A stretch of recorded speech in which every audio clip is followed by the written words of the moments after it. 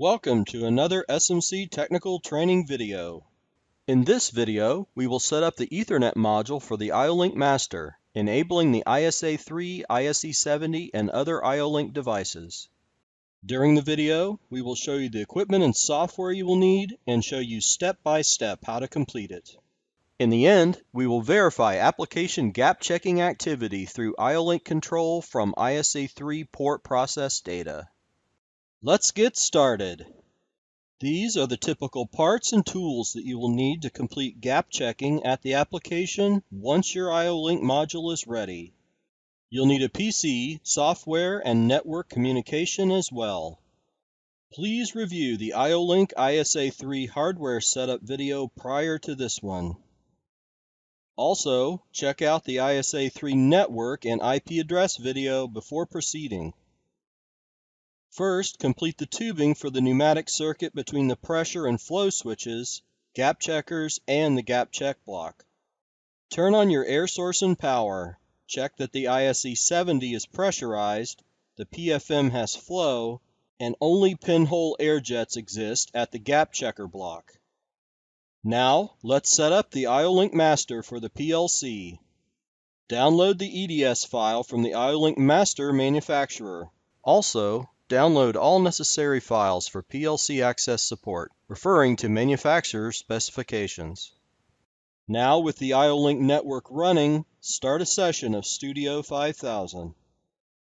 Then, select and add the IO-Link master EDS file, and click Finish.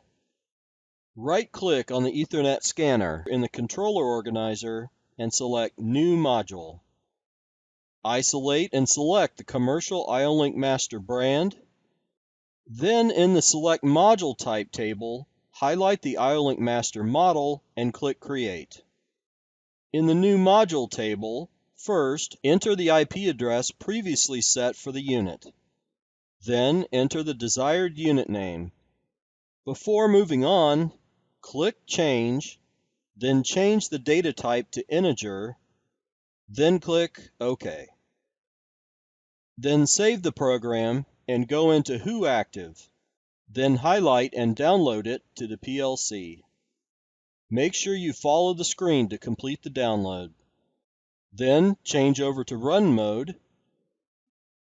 And finally, we will go into the controller tags.